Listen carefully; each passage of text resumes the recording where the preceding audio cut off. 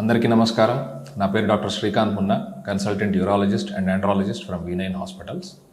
So ఇవాళ next topic మనం patients రెగ్యులర్గా అడుగుతున్న క్వశ్చన్స్, ఓపీడీలో మనం వినే క్వశ్చన్స్ కానీ మాట్లాడుకుందాం అనుకుంటే, differences between BPH and prostate cancer.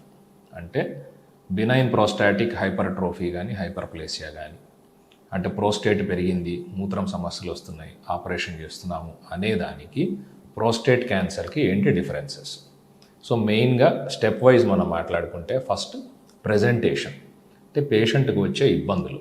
నాకు ప్రోస్టేట్ క్యాన్సర్ ఉందని ఎలా తెలుస్తుంది, లేదా ప్రోస్టేట్ గడ్డ వయసు రీత్యా పెరిగే గడ్డ పెరిగిందని ఎట్లా తెలుస్తుంది.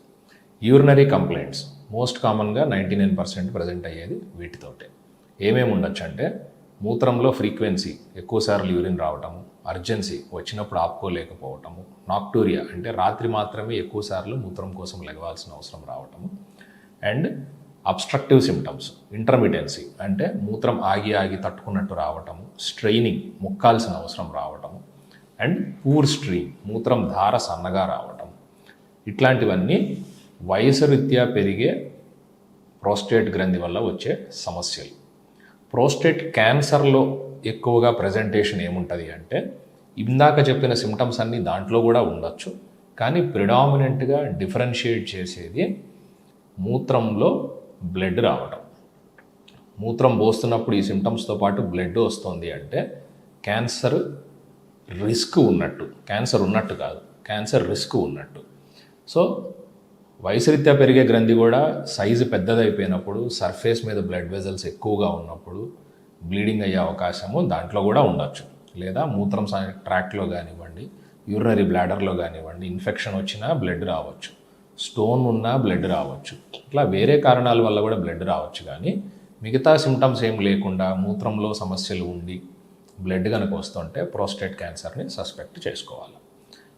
ఇది ప్రజెంటేషన్లో డిఫరెన్స్. ఇట్లా కాకుండా ప్రోస్టేట్ క్యాన్సర్ అడ్వాన్స్డ్ స్టేజ్లో, అంటే పాకిపోయిన తర్వాత సిమ్టమ్స్ ఏమీ లేకుండా వేరే చోట్లకి పాకినప్పుడు వేరే ఆర్గాన్స్కి సంబంధించిన ఇబ్బందులు రావచ్చు. లైక్ బోన్స్కి స్ప్రెడ్ అయినప్పుడు బ్యాక్ పెయిన్ కానివ్వండి, వెన్నుపూస ఫ్రాక్చర్స్ కానివ్వండి, తుంటి నడ్డి ఎముకల్లో ఫ్రాక్చర్స్ కానివ్వండి, నొప్పి కానివ్వండి, వాటి కోసం ఎక్స్రేలు చేసినప్పుడు ఇవి కిందిలో క్యాన్సర్ లక్షణాలు ఉన్న గడ్డలు ఉన్నాయి, దీనికి కారణం ఎక్కడి నుంచి వచ్చింది అని టెస్ట్ చేసుకున్నప్పుడు ప్రోస్టేట్ క్యాన్సర్ బయటపడవచ్చు. సో ప్రోస్టేట్ క్యాన్సర్ మెయిన్గా దీనికి దానికి వ్యత్యాసం ఎక్కడొస్తుంది అంటే ట్రీట్మెంట్లోనే. వయసు రీత్యా పెరిగే గ్రంథి గురించి ప్రాణానికి ప్రమాదం ఏమి ఉండదు, అది క్యాన్సర్కి కారణం కాదు. అది రావటం వల్ల ఆపరేషన్ చేయించుకోకపోతే క్యాన్సర్గా మారే రిస్క్ ఎక్స్ట్రాగా ఏమీ ఉండదు. నార్మల్ పాపులేషన్కి ఎంత రిస్క్ ఉన్నదో వయసు రీత్యా పెరిగే ప్రోస్టేట్ గడ్డకి కూడా క్యాన్సర్గా మారటానికి అంతే రిస్క్ ఉంటుంది. సో ఎవరన్నా మీకు ప్రోస్టేట్ గ్రంథి పెరిగిందండి, క్యాన్సర్ వచ్చే రిస్క్ ఉంటుంది, ఆపరేషన్ చేయించుకోవాలి అంటే అది అబద్ధం, నమ్మకండి. కానీ ప్రోస్టేట్ గడ్డకి ట్రీట్మెంట్ సపరేట్గా అవసరం పడవచ్చు.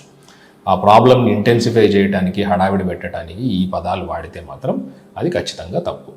సో ప్రోస్టేట్ గడ్డ అనేది జనరల్లీ సెంటర్లో మూత్రం సంచి నుంచి మూత్రం దారి స్టార్ట్ అయ్యే జంక్షన్ నుంచి మూత్రం దారికి 4 వైపులా ప్రోస్టేట్ గడ్డ పెరిగి లోపలికి పెరుగుతూ ఆ మూత్రం దారిని నొక్కేయటం వల్ల సిమ్టమ్స్ వస్తాయి. ప్రోస్టేట్ క్యాన్సర్ అనేది బయట నుంచి పెరగటం స్టార్ట్ అవుతుంది. ప్రోస్టేట్ క్యాప్స్యూల్ అని ఉంటుంది, క్యాప్స్యూల్ లోపల ఉండే పెరిఫరల్ జోన్, అక్కడ ప్రోస్టేట్ క్యాన్సర్ అనేది మొదలవుతుంది. సో రెండిటికి ట్రీట్మెంట్లో 100% డిఫరెన్స్ ఉన్నది. ప్రోస్టేట్ గడ్డ మూత్రం దారి లోపల నుంచి పెరిగేదానికి మనం మూత్రం దారి లోపల నుంచి సర్జరీస్ చేసుకోవచ్చు, ఎండోస్కోపిక్ అంటాం.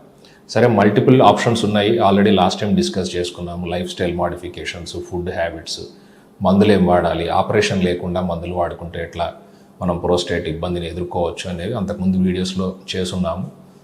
డీటెయిల్డ్గా ప్రోస్టేట్ గడ్డ మనకి ఏదైతే వయసు రీత్యా పెరిగేది ఉంటుందో దానికోసం ఆ వీడియోస్ చూడండి. ఇందులో మనం మాట్లాడుకునేది క్యాన్సర్కి దీనికి వ్యత్యాసం కాబట్టి, వయసు రీత్యా పెరిగే ప్రోస్టేట్ని బీపీహెచ్ అని ఏదైతే అంటామో దాని ట్రీట్మెంట్ ఆప్షన్స్లో సర్జరీ చేయాల్సిన అవసరం వస్తే మూత్రం దారి లోపల నుంచి కరెంటుతో కానివ్వండి, లేజర్తో కానివ్వండి, లేదా ఓపెన్ సర్జరీతో కానివ్వండి దాన్ని లోపల భాగాన్ని తీస్తాం, వెలుపల భాగాన్ని వదిలేస్తాం. సో ప్రోస్టేట్ ఆపరేషన్ చేయించుకున్నా కానీ వెలుపల భాగాన్ని వదిలేయటం వల్ల ప్రోస్టేట్ క్యాన్సర్ వచ్చే రిస్క్ ఈ ఆపరేషన్ చేయించుకున్న వాళ్ళకి ఏమీ తగ్గదు.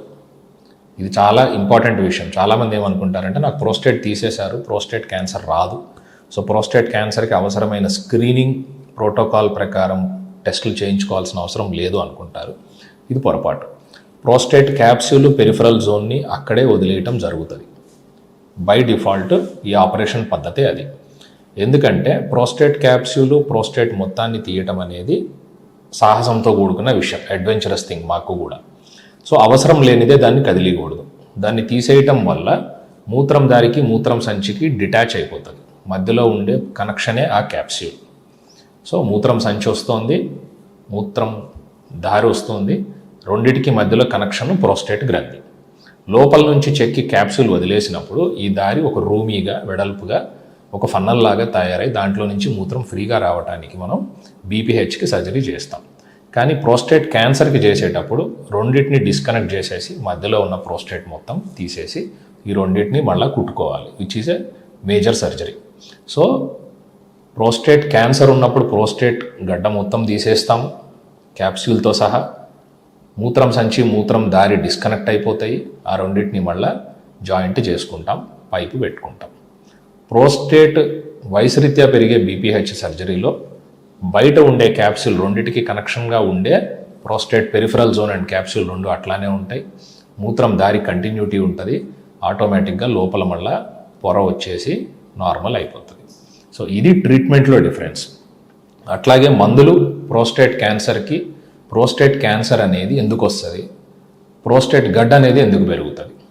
సో ప్రోస్టేట్ గడ్డ అనేది హార్మోనల్ ప్రభావం వల్ల బాడీలో టెస్టోస్టిరాన్, డైహైడ్రోటెస్టోస్టిరాన్ అనే రెండు హార్మోన్స్, వాటి రేషియో అవి స్టిమ్యులేట్ చేయటం వల్ల ప్రోస్టేట్ గ్రంథి నుంచి ఏదైతే గ్లాండ్యులర్ సెక్రీషన్స్ వస్తాయో అది కాకుండా సపోర్టింగ్ స్ట్రక్చర్స్ ఉంటాయి.